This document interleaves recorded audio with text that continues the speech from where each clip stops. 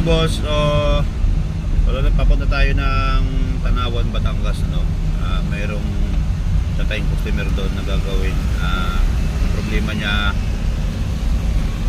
yung blinking ng Toyota Hiace, no? Tapos 3 unit yung gagawin natin doon. So yung iba naman Honda, yung Honda naman nag-start, no? Ito masaklap, naputulan kami ng belt ng power steering. Yung belt ng power steering at saka yung aircon magkasama lang, no? Naputulan, so dapat kanina pa kami nandun, bumulupot ng todo. Buti yung belt ng alternator hindi nadamay, so kinalas pa namin, kaya medyo natagalan. Ngayon wala kaming aircon, baba muna bintana, walang power steering, kasi maaga pa, wala pang mabibilihan. So doon na lang siguro ako bibili, mga boss. Travel na lang muna siguro para makapag malapit-lapit na. Pagkatapos natin doon, kung matapos natin ng maaga, bababa tayo ng Cavite, no? So meron pa tayo pang gagawin doon. Doon sa Cavite, Santa Fe at saka Navarra naman, ano? So tingnan natin kung kaya natin magawa yun lahat ngayon sa isang araw. Kapit ko kayo mga boss, pag nandun ako sa unit diesel sa Toyota Hiace. Mga boss, ito yung masaklap sa atin, no? Papuntang Batangas. Naputulan tayo ng belt. Una, belt ng power steering. Sumunod yung belt ng aircon, belt ng alternator. So dito tayo sa expressway papuntang Batangas, ano? Ayan, no? Nasa gitna tayo. Buti naikirit ko sa emergency bay dito, no? So ito yung masaklap. Hanap muna tayo ng rescue para makabili ng pump-build. So, dumating yung rescue natin. So, galing doon sa Simar, oh. Ayan, oh, shoutout. Makabiyahe na tayo. So, nagpabili tayo ng pump-build sa kanya, mga boss. Kaya na pa tayo, mga 3 oras na tayo dito, no? So, yun lang. Yung mga boss, nandito na tayo. Nakarating na rin tayo dito sa ano to, boss? Barangay? Pantay Matanda po. Pantay Matanda. So problem na ito, mga boss, yung blinking ng switch. Pero nagpalit sila ng module, ganun pa rin, ano? Medyo matindi lang yung sinapit natin bago makarating dito, kasi naputulan tayo ng belt ng power steering, sumunod naman belt ng alternator, kaya dapat kanina pa tayo nandito, no? So medyo tumagal lang yung biyahe natin, mga boss, dahil nasiraan tayo dun sa expressway, no?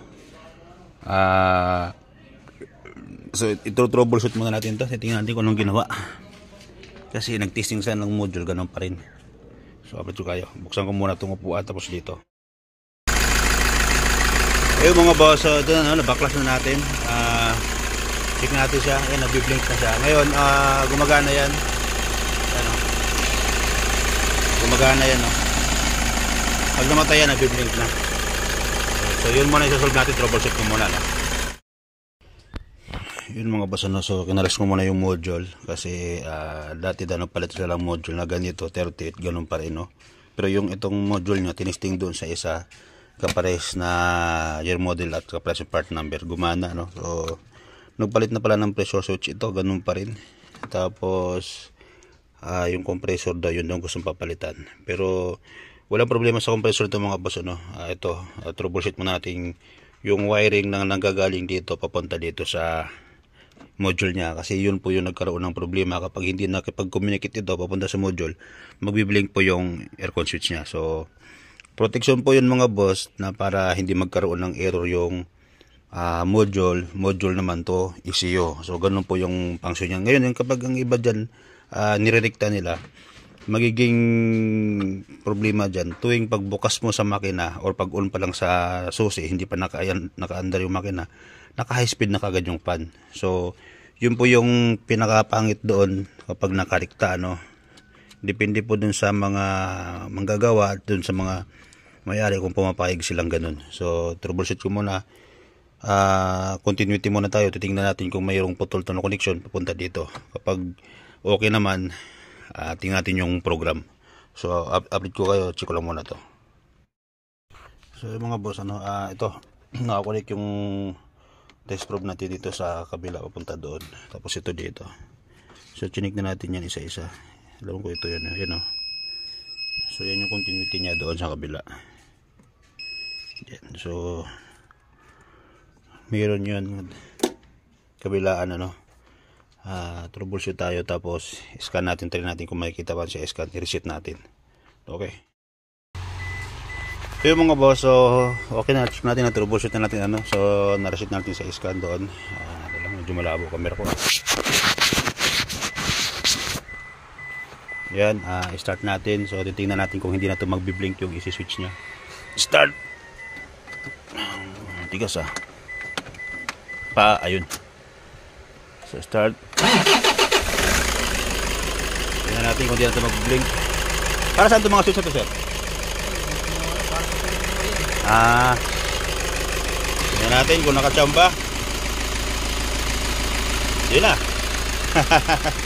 Yan, tuloy-tuloy na ayan, nakamatay yan.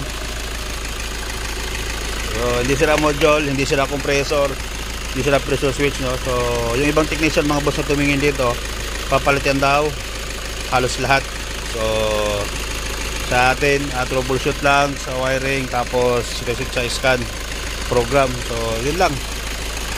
Dinayo pa natin to dito ng Batangas para ma-solve natin yung problema nila.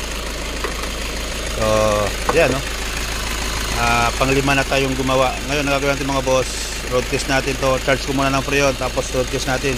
Titingnan natin kung hindi magbabago. Okay.